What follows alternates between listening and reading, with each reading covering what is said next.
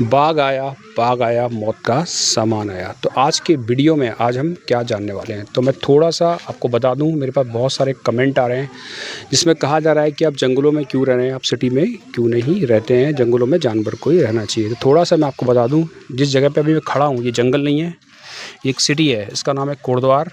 अगर आप सर्च करेंगे तो आपको मिल जाएगा, यूट्यूब पे मिल जाएगी वो कोटद्वार सिटी। काफ़ी घनी सिटी है, काफ़ी घना इलाका है और यहाँ पे ज़मीन बहुत कॉस्टली है।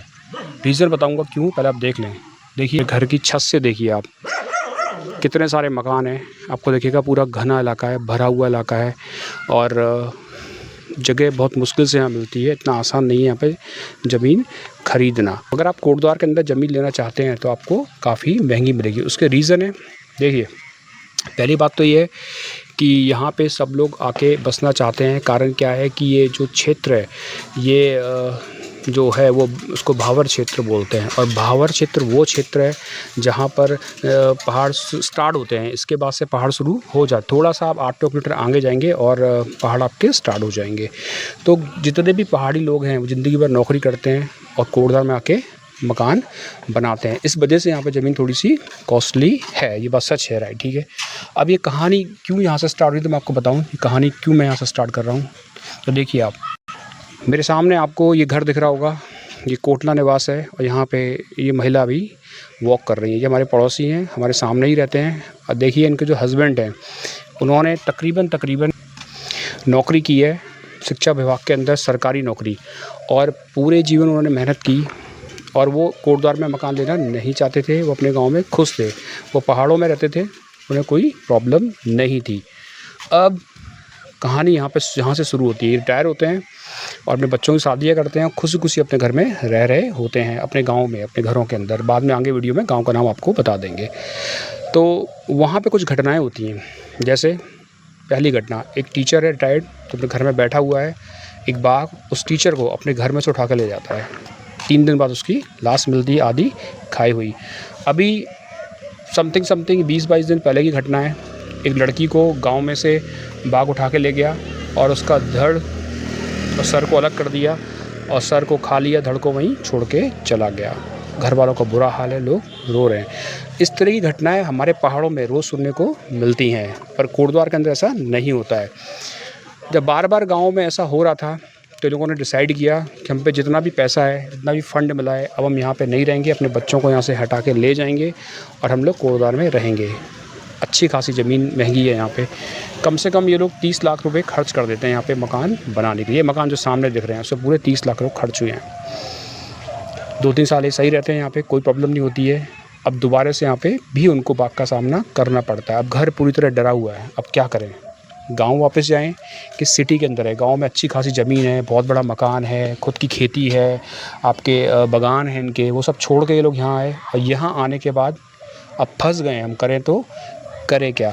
अब इन्हीं से हम मुलाकात करेंगे और जानेंगे कि क्या प्रॉब्लम इनको यहाँ हो रही है, ये लोग कोटद्वार में रहना चाहते हैं कि नहीं चाहते हैं। अब इनका क्या डिसीजन है वीडियो में आगे आपको मालूम चल जाएगा। एक समस्या है उत्तराखंड के अंदर पलायन की, वो ज़बरदस्त है। हमारे गांव तकरीबन खाली हो गए हैं। बताऊं आपको कैसे।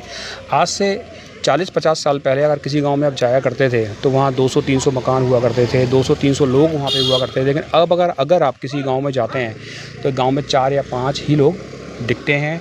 मकान पूरी तरह से खाली हो गए हैं। मकान पूरे अभी भी 200 ही हैं, लोग कितने हैं, 4 और 5। बहुत साल पहले गांव में सड़क नहीं थी, अब सब कुछ है, सड़क भी है, हॉस्पिटल भी है, फिर भी लोग गांव में रहना नहीं चाहते हैं और पूरे गांव ऐसे ही खाली हो गया है। तो अब जितनी भी जानकारी है वो आपको नीचे मालूम चलेगी कि क्या प्रॉब्लम थी गाँव में, क्यों उन्होंने गाँव छोड़ा, खेती चौपट हो गई, और सारी कहानी हम उन्हीं से जानते हैं। मेरे साथ है सरोजनी कोटला, ये भी इसी मोहल्ले में रहती हैं और बात करते हैं उन्हें कैसा लग रहा है ये सब माहौल देख के। कैसा लग रहा है आपको? माहौल तो ठीक नहीं है यहाँ।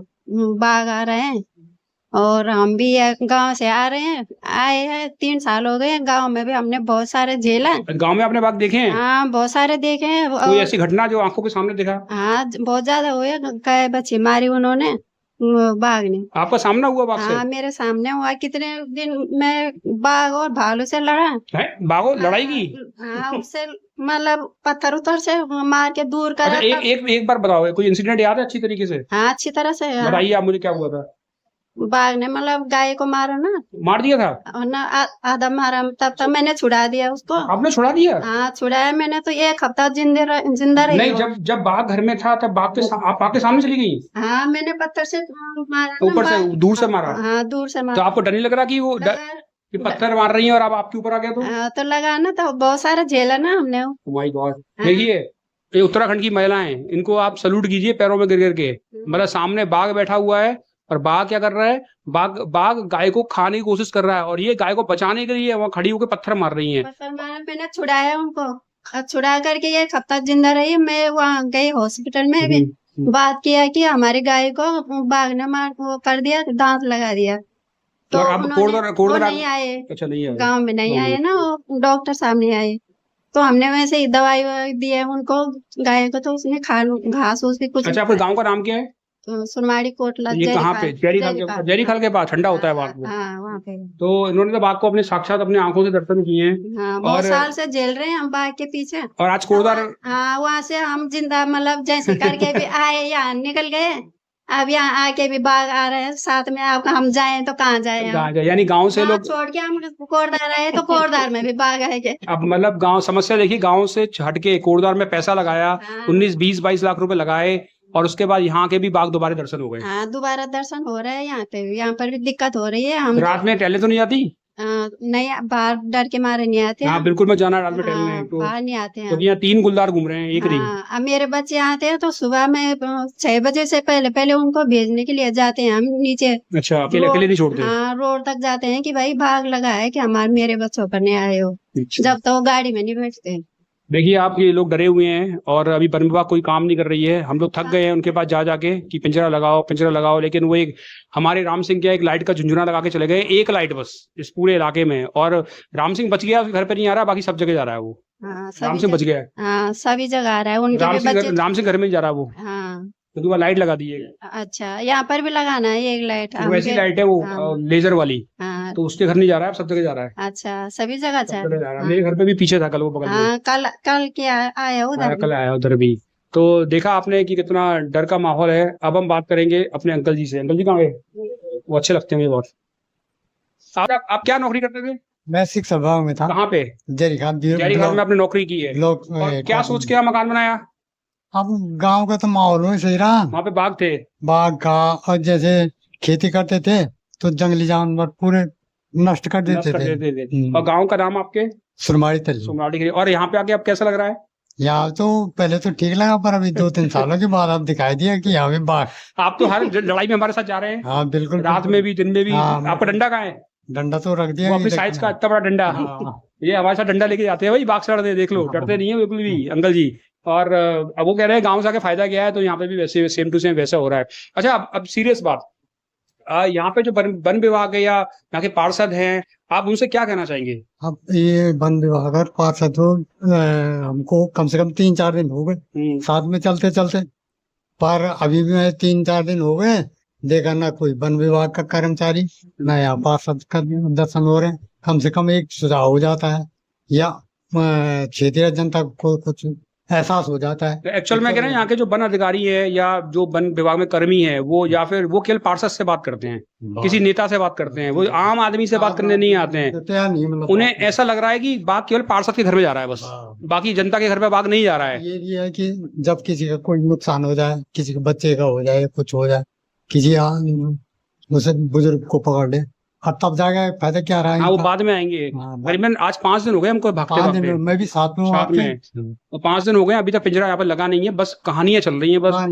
जो टीम आई थी उसने बस मॉनिटर किया और एक झुंझुना देके चले गए, लाइट वाला, जो झुंझुना से हमारा राम सिंह खेल रहा है आजकल। और राम सिंह झुंझुना से खेल रहा है लाइट के झुंझुने से। एक जगह बैठे क्या है ना, तो बाघ पकड़ दिया, दूसरी जगह छोड़ दिया, ये नहीं हुए सको ना। जो आदमखोर है वो तो तुरंत मार दिया, है ना। वो कह रही है आदमखोर बाघ को तुरंत मारना चाहिए। ठीक है, बहुत खुशी हुई अंकल जी से मिलके। एक वीर योद्धा, दिखाइए उनकी बॉडी, एक वीर योद्धा। सोचिए, बाघ से डरते नहीं। आपकी उम्र क्या है? मेरी तो 65 साल में जवान लड़कों के साथ एक डंडा लेके चलते हैं रात में भी कि बाघ भगाएं अपने मोहल्ले से, डरते नहीं है। लेकिन वो भी यही चाह रहे हैं पिंजरा लगाया जाए। आखिर इसका अंत क्या है? अंत तो पिंजरा ही है ना, पकड़ नहीं है। डंडा लेके हम कब तक भागेंगे? और क्या। और हमारे से तो भाग जाएगा वो। और हमारे गांव के नंदपुर के लोग भी अच्छे हैं। हाँ जी। रात में करीबन कल रात 11:30-12 बजे सभी लोग मतलब ये एकत्र होके 12-13 लोग हाथ में डंडे लेके, डंडों से क्या बाघ भगा सकते हैं? ना, नहीं ना, भगा सकते, नहीं लेकिन भगा- फिर भी जा रहे हैं, भाग रहे हैं, अपनी गायों को बचा रहे हैं, इकट्ठा हो जा रहे हैं। और वन विभाग की टीम आती है डंडा लेके। एक और खास बात मैं बता दूं, यहाँ पे जो वन विभाग की टीम जो आती है वो करीबन आज कॉल करो तो 1 घंटे बाद आती है। उन्हें लगता है कि बाघ 1 घंटे बाद वहीं पे बैठा रहेगा, और जब वो आते हैं तो दो डंडे लेके आते हैं साथ में। उन पे 2 डंडे और कुछ पटाखे होते हैं, चिटपिटियां होती हैं, जिन्हें छोड़ के वो चले जाते हैं और सोचते हैं उसके बाद बाघ वापस नहीं आएगा। तो ये कोई सोल्यूशन नहीं है। सोल्यूशन है पिंजरा लगाना और बाघ को कैप्चर करना, ताकि राम सिंह जैसे लोगों को इस गुलदार से मुक्ति मिल सके और हमारा मोहल्ला चैन से सो सके। बाघ आया मौत का सामान आया।